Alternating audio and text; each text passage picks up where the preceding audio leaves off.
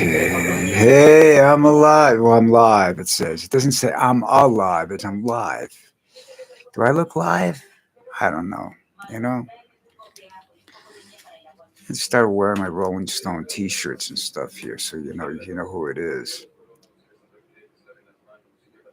Trump going around being typical Trump. Of course, you've all heard the story where he went out and said that forgot the name already. Wow, that just shows you how bad I am. But this district attorney who investigated him in 2016 or something like that for the Russian influence charges, died, and it was a natural death. And Trump simply said, went on the air, said publicly, more than once, uh, glad, good, I'm glad he's dead. Now, you don't say that about anybody, really. Uh, I don't know. You people know what karma is, right? It's basically what goes around comes around. It's sort of the principle of do unto others as you would have them do unto you, which is a Christian uh, commandment. Well, I'm a great believer in karma. I've seen it in action, so I think I think it's there. I think the universe sort of likes it to balance things out. But I got to tell you, Trump has got this pile of bad karma over here, and maybe maybe that much good karma over here. And I could see him heading for a shitstorm. But the thing about that, there's also the saying, "Only the good die young," which is probably why I'm still alive. But I don't see it, keeping him alive with all that bad karma he's got going.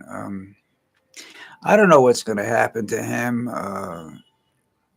He's pissed off everybody except organized crime and some other institutions, you know. But he says he wants to go. He's trying to go after the president of Colombia, and you know what? It's none of your damn business, Trump. Your problem with cocaine is the same as it was with heroin and everything else. Uh, People look to escape reality. The pressures of being uh, I don't know, governed maybe. The pressures of being alive. Some people can't handle that, so they turn to drugs and alcohol. I didn't like who I was for a long time, and I tried drinking to be somebody else, and the person I was becoming was worse than the person I was. So I kind of fixed the person I was and got rid of the person I was becoming. So here I am. That'll confuse you. If you say that real fast, boy, shrinks just look at you and go, "What the fuck?" But it's true. So his bad karma is really, really gonna screw with him to a point where you gotta understand what he's doing. He's not telling you the truth about anything. So what's he really up to? Besides stealing money from you and putting gold all over the White House and putting his name up and everywhere he can possibly put his name up because he wants to be remembered as something. And they'll be melting it down sooner or later. It's just his his personality and his policies aren't sustainable in a country this big. He can't do it. We're too diversified, thought wise. Yeah, there's a good portion of us that good portion of people, I should say, that say they're Christians and they want Christian nationalism. There's a good portion of people that say they're anti-Semitic. There's a good portion of people that say they want just white people in the country, and that'll start a civil war. That one, the last one I just said, that's the most volatile of all those people, really. But Christianity has killed more people in the name of Christianity than, the Muslims have killed people in the name of Allah, probably over the years, centuries, millenniums. Remember, the human race was around for a long time before gods started to show up, and there were gods were just reasons for, they were excuses for people to rule over other people, and there were just excuses for bad things happening, you know, or they wanted to thank somebody. But one of the things about religion that's really hard is, or about life is really hard, is the fact that, you know, you start dying, technically speaking, the instant you're conceived. The process of aging is the process of dying. And that scares the hell out of people, and people want to know why. You know, hey, if you really that's that really bothers you, just become a Buddhist or something and think about reincarnation. Otherwise, enjoy the hell out of your life now, and then when you get old and you're all full of arthritis and everything like that, and it's time to go, just say thank you and go to sleep. It's not complicated. Whether there's life after death, nobody knows that for sure. People want to believe that. I don't know what the difference would be if there's life after death. What's gonna happen? Am I gonna be able to enjoy the things that I really enjoy? Probably not. It's either gonna be really bad or really great. And and I'm not. You know, and I've got things from both categories that I like and enjoy. So I don't think that's an issue really. I just think but it's an issue for people. And if you have older people that, uh, I have a friend of mine now. This is really getting out of hand now. But a friend of mine is about, I think he's at least 20 years younger than I am. So he's in his 60s now. I think he might have turned 60. I doubt it. He might be older than that. I might be much older than that for him. But anyhow, he had a scare. He had major heart problem. He had a heart problem, got scared, and now he's into religion. Now he might have been the whole time, but his life was so fucked up. He was always walking around going, "Why me?" for a long time till he started to get his shit together. And he's a typical white American. He's a user. Uses women, uses people to get what he wants in life, and then he doesn't know what to do when he's older and he can't do the same things he did when he was younger. So do I get frustrated every once in a while? Yeah, I do.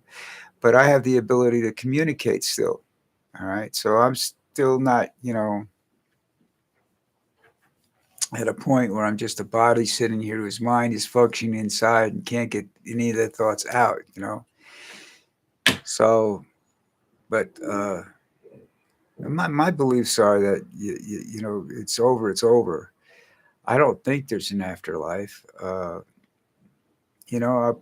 be surprised if there is. And if I end up in heaven, I'll be really fucking surprised. So, if there is such a thing. All right, moving on. I don't believe a word Trump says. He's sitting saying on Iran for 5 days. No, he won't. Someplace in the next 5 days, he's going to attack. It's all distraction and manipulation. You see how the price of oil dropped today, and stocks went up and everything. Everybody's buying, selling, and everything like that. Everything's normal. None of that crap should have any influence on your life, but it seems to. And people are financially greedy. You have people that have no business playing the stock market, playing the stock market. It's like you've got people that's sitting down playing poker that should never be there. That they're not going to win. They give themselves away. They have tells upon tells upon tells. And it's not something they should do. The last time I actually played five card stud with a bunch of guys, I was in the army, and it was one of the day before we left summer camp to go back to the civilian life, and we had our typical poker game that night, and I played. And usually I left all my money that I made the whole trip. I ended up leaving it there. This time, I had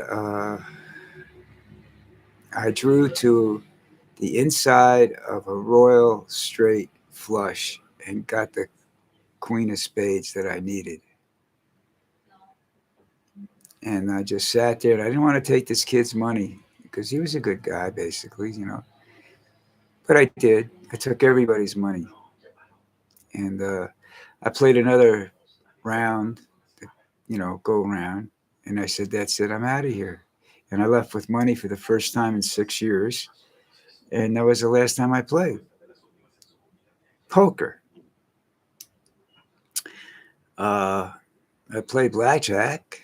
Uh, played blackjack, played Atlantic City with a friend of mine, and I came out. I was I had reached the point where I was $2,000 ahead over the weekends that we went down there, and I said, that's it. That's enough for me. I'm done. Because one of the things that I understand, and professional gamblers will understand this too, you're going to lose. And what happens, professional gamblers usually don't lose as much as the amateurs do because they know when it's time to get the hell out of Dodge. Well, I just decided that I wasn't enjoying myself that much anymore, and decided I'm never going back. And I haven't played cards since or gambled since then. It's like football, betting football. I was on a huge streak for a long time, especially betting like the Super Bowl and stuff like that. I won the first 20 Super Bowls or something like that. I forgot what the exit number was. It was a long time ago where I stopped betting them. And that's it. That's the only way you become a winner in gambling is if you quit while you're ahead. If you stay there, the odds say, the statistics say, whatever you want to call it, sooner or later you're going to lose. Now, if you can lose one hand and walk away, and that's the end of it, that's fine. But most gamblers can't do that. So I was part of the latter, so I decided I'm just not going to gamble anymore, and I don't. I mean, you want to bet a soccer game or something, which I know nothing about. You want to do one of these squares or something like that, I'll do that, just to uh, be part of the group. But I'm not going to, bet $1,000 on the game or something like that, anymore. And that, now I'm done with that because the more legitimate it gets, the more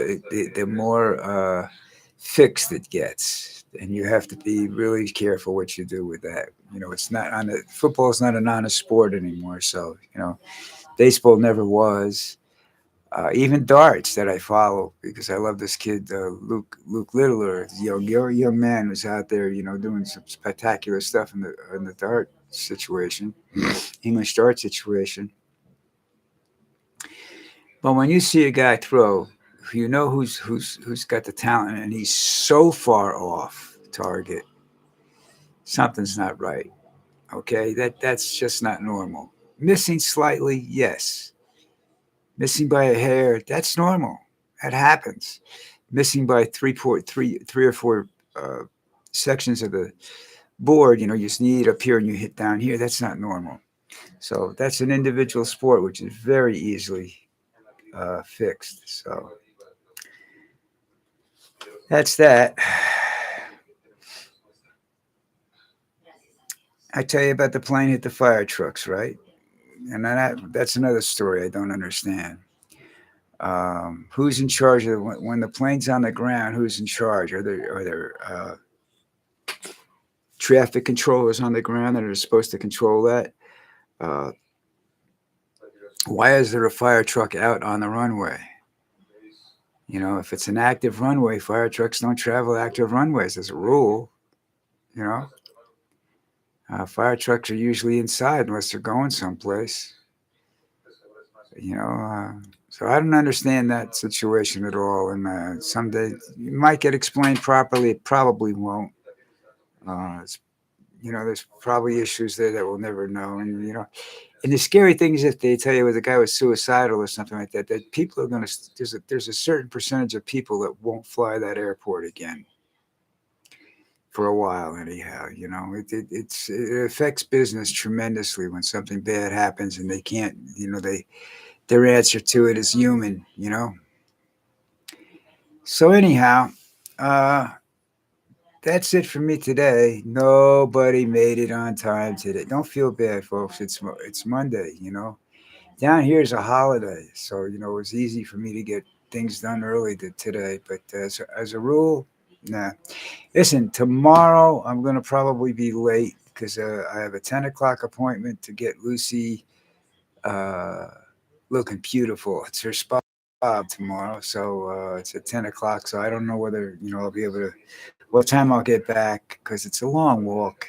And I walk very, very slowly these days. So, uh, but you guys take care, and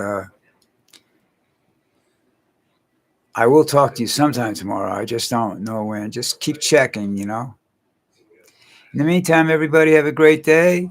Stay sane. Stay safe. We'll see you tomorrow.